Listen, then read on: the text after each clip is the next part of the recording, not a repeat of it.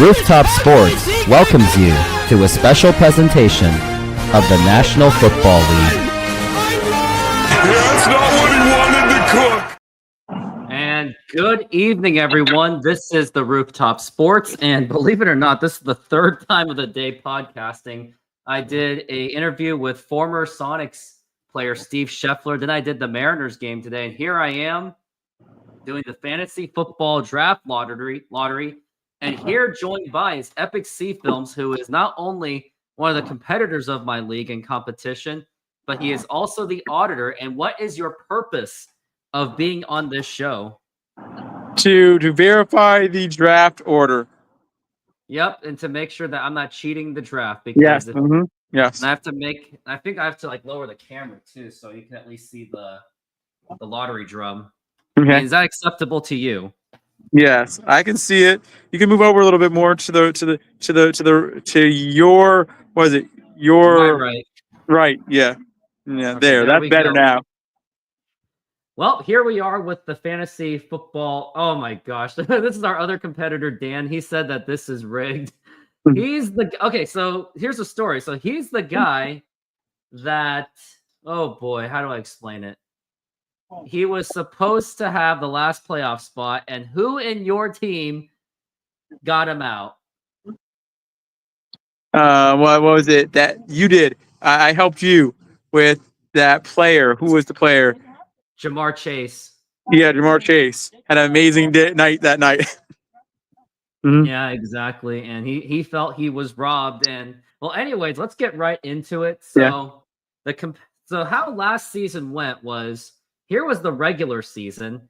On the first seed, it was RPO Tank. He was the best team. Then it was a team just named Skull. Or I think it was CDs, TDs. That's probably what it was. Then we had Auto Draft, who finished 3rd seed. Epic Sea Films finished 4th seed. Then Belichick yourself, 7-7.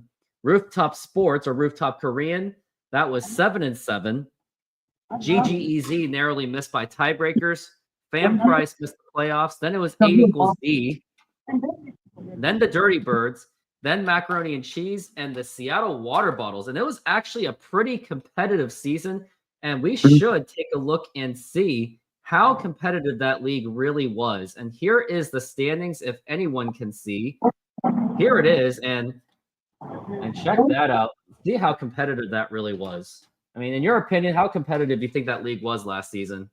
It was competitive, but there's still a between the top, I'd say 9 teams and the bottom 3. The bottom 3 don't have much competition, and especially with one team not trying so hard. I think at least we have competition for people making the playoffs. At least that matters the most, even though we have a few teams who don't really try. At least we are competitive for the playoffs.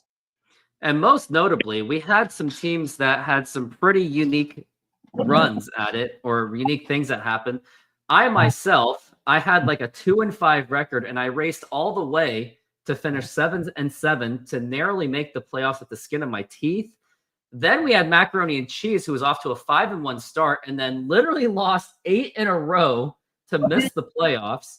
And let's verify and see how bad it really was for him. Let's find out right over here. And here was, let's go to his schedule. What was it? Macaroni and Cheese. This is what it started as. It was he started 5-1, and then he lost literally the rest of the way. I mean, what would you say to what's his name? Macaroni and Cheese. Got a Lexus, and got a sitting around. Be pretty disappointing, wouldn't you think? Yeah. All right, now go to Rooftop Koreans. This is how I started. I started 1-5, and then raced all the way to make the playoffs.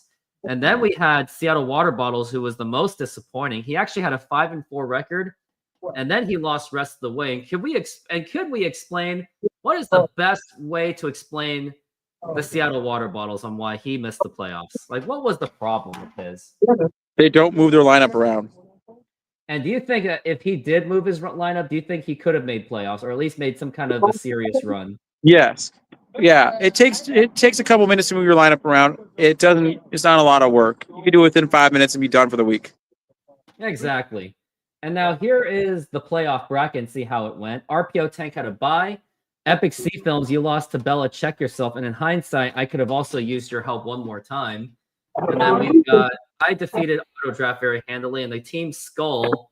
Then we got Bella. Check yourself, narrowly winning in the semifinals, and then I won.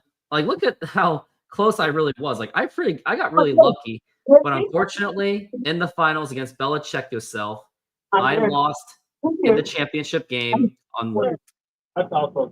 Unfortunately, pretty handily, but I was proud of myself how I was able to go from a 2-5 start all the way to an impressive run to the Super Bowl.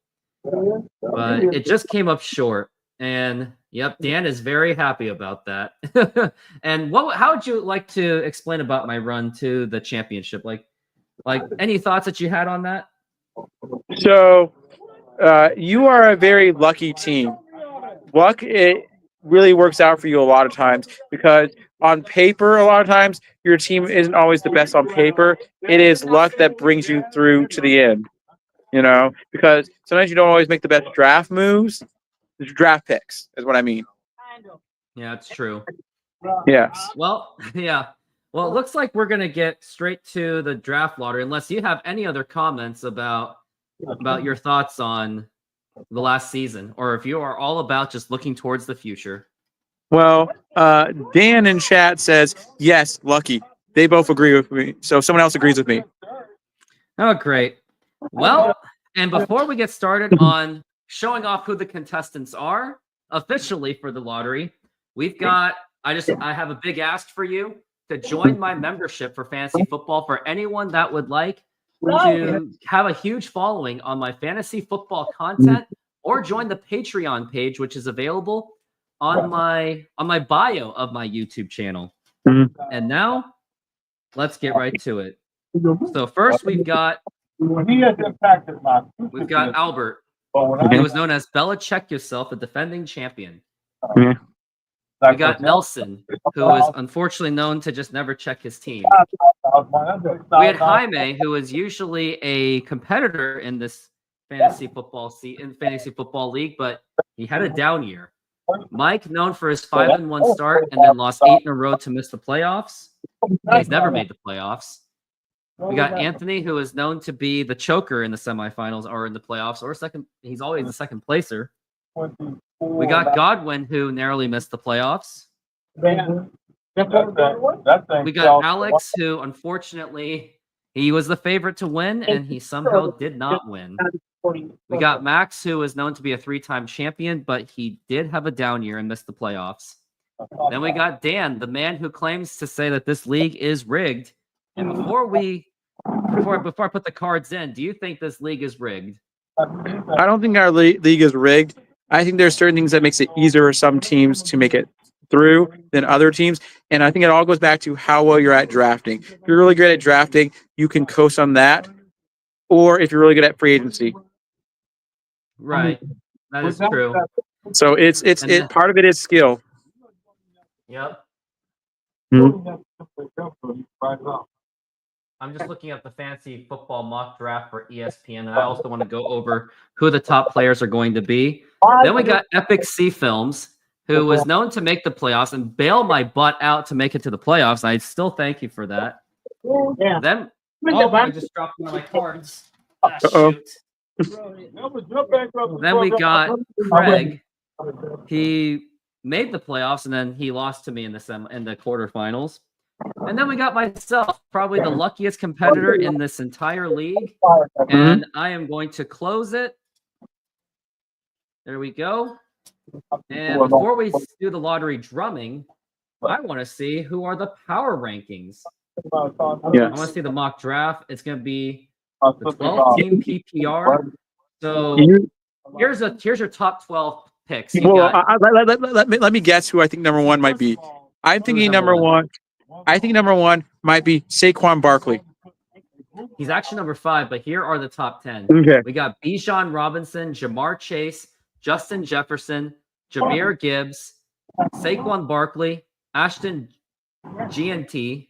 Then we got Devon Achane of Miami, Luka Nuka, We got CeeDee Lamb, Amon-Ra St. Brown, Christian McCaffrey, and Jonathan Taylor. Those are your top 12 players in the first round. And do you have a consensus of who you would be most interested in?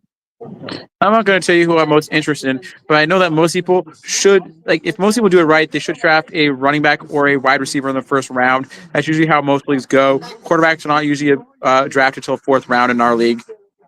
Gotcha. So, well, we are ready to get the league on the drum. And tell me when I should start spinning, and you tell me when to stop. okay. Yep. So, and we're going to start with the first pick is going to be the 12th pick, basically. And we're going counting down to one. Yep. Reverse order. Okay. Just making sure that everybody knows that, before this goes further.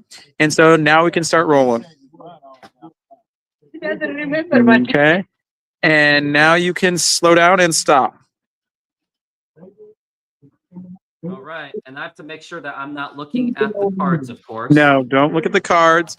Keep your eyes up there. So I'm looking at you. All right. The 12th pick in this year's draft will be made by Godwin.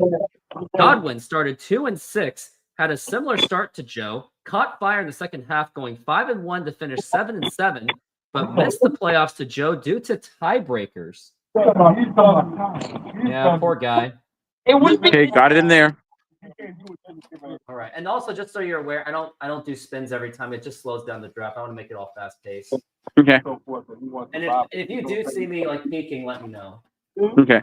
The 11th pick in this year's draft was made by Mike. Mike got off to a fast start of 5-1, then lost 8 in a row, missing the playoffs, and has still yet to reach the playoffs to this day. And he's getting all kinds of money. Okay, I got that in there. Specifically, when like the grade 10th pick in this year's draft we made by Craig. Craig, who had a strong regular season led by rookie Jaden Daniels, was the overwhelming favorite for the quarterfinals versus Joe, but then he got absolutely obliterated, and he did not take it well whatsoever. Poor guy. I want to find out because Okay, I'm good. I want everyone on fire. The 9th pick in this year's draft will be made by Alex.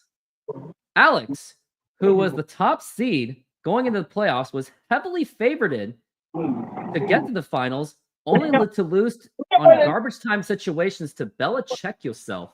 But he's got one to sell that's 3 times as much as mine.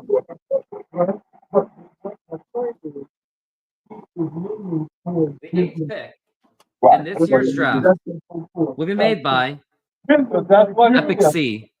Epic C, who finally made the playoffs for the first time, bailed out Joe to make the playoffs thanks to Jamar Chase, would eventually get obliterated in the quarterfinals to the eventual champion, Albert. But he did finish 3rd place. I like some of the things that he's done. Wait, did you finish 3rd place? I got. No, I didn't finish 4th. You finished. And don't look at the cards. Look up. You actually. Oh wait, you just lost in the quarterfinals. You did not. So never mind. All right. No, I finished 4th at the end of the season. Yeah. And then Mhm. once you know that the The 7th pick that one, in this year's draft will be made by Albert. Albert, who narrowly made the playoffs on the final day as a 5th seed, pulled a huge upset on top seed Alex and went on to destroy Joe in the Super Bowl, making his 2nd straight Super Bowl champion. Now he is going for that 3-peat. if I'm not showing up, it would come. Okay, got that in there. Pick in this year's draft will be made by Max. Max, the 3-time defending champion and a 2023 semifinalist, was at 6-4, had a good shot for the playoffs, but lost 4 in a row to miss the playoffs on the final day, losing to Jaime of the struggling Dirty Birds. Okay, got that in there. You was that great. This year's draft Right? will be made by He had a great one. before. Joe. Joe, after drafting terribly, especially not drafting Joe Burrow, drafted CJ Stroud, started 1-5 as he narrowly made the playoffs by winning the final game of the regular season and getting help from Epic Sea Films, made the amazing run to the Super Bowl, only to get absolutely humiliated by Albert in the championship, in the Super Bowl. And now, I mean, when I come home, the fourth pick I mean, in this year's draft will be made by you can Dan. open from here. Dan, a man with weird names, started 2-6 and caught fire in the second half, winning 3 in a row, but at one point, but lost to Epic Sea Films, where he had a 40-point lead going into Monday Night Football, but a 45-point performance by Epic Sea's Jamar Chase knocked him out of the playoffs. And now we are down to picks 1, 2, and 3.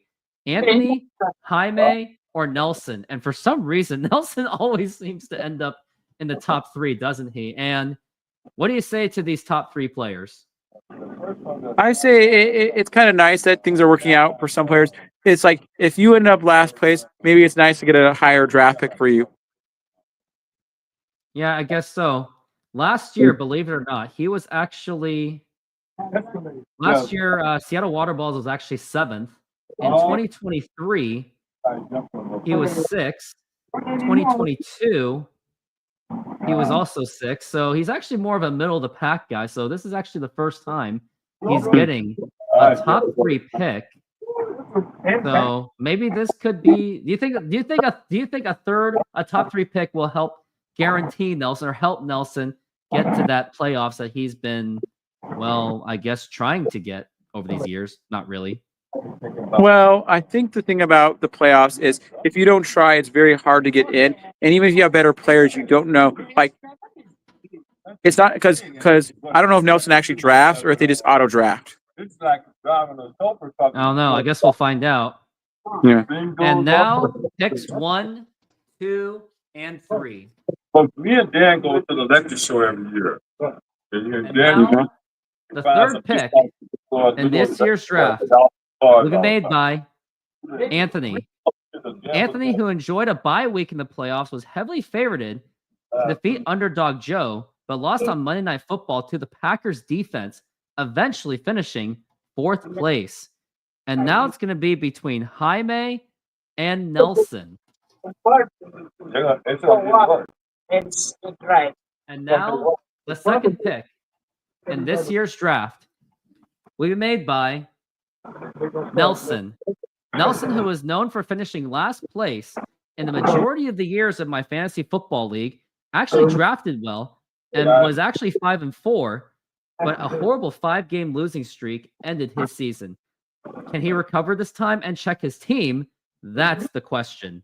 And that means that the number 1 pick in this year's draft will be made by Jaime. Jaime, who had missed the playoffs for the 2nd straight season, including being 2-9 at one point in the season, but he did win 3 in a row to finish 5-9, avoiding last place, and he also created spoilers on Max. So let's go over it again. 12th was Godwin, 11th Mike, 10th Craig, 9th Alex, 8th Epic Sea Films, 7th Albert, 6th Max, 5 myself, 4th Dan, 3rd Anthony, 2nd Nelson, and number 1 Jaime.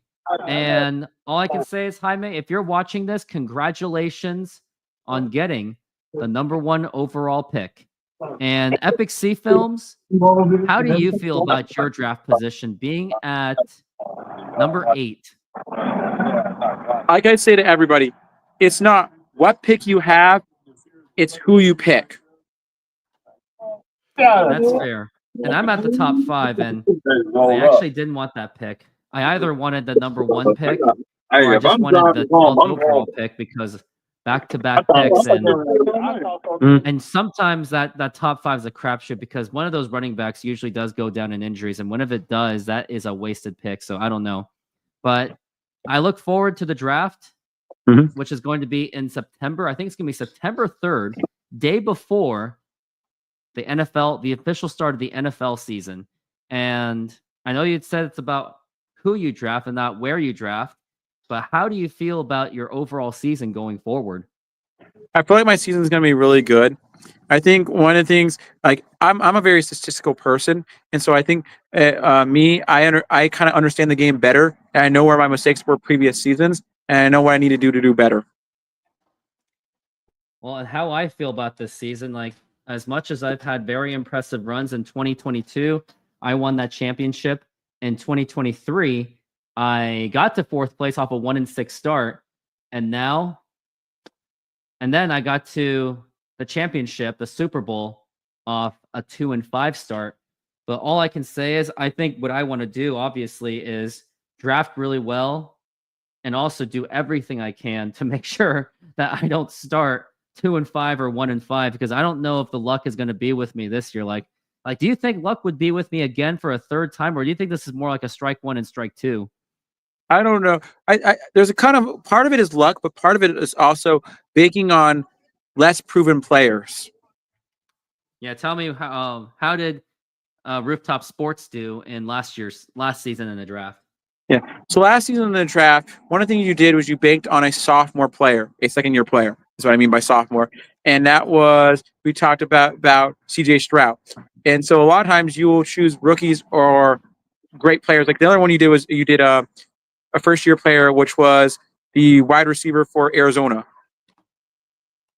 Marvin Harrison Jr. That was really damaging. Yeah, and so you think that you're going to get better talent for cheaper, but sometimes you overdraft young talent.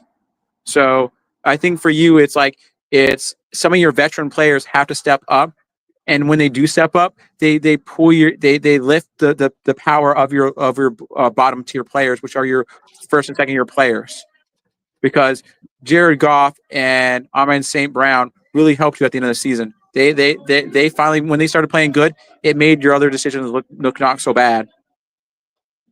I guess we'll have to see how this season goes. And Epic C Films, I do look forward to seeing you for the draft and hoping that we can get as many people as we possibly can, because reasons why we do this is, well, the food, the drafting experience, and the camaraderie, so we can get to know every one of our competitors in our draft. So hopefully I can get all my friends over. And there are some considerations of me doing the show for the draft, like a draft party live streaming, but haven't really thought of it yet, but I guess we will see.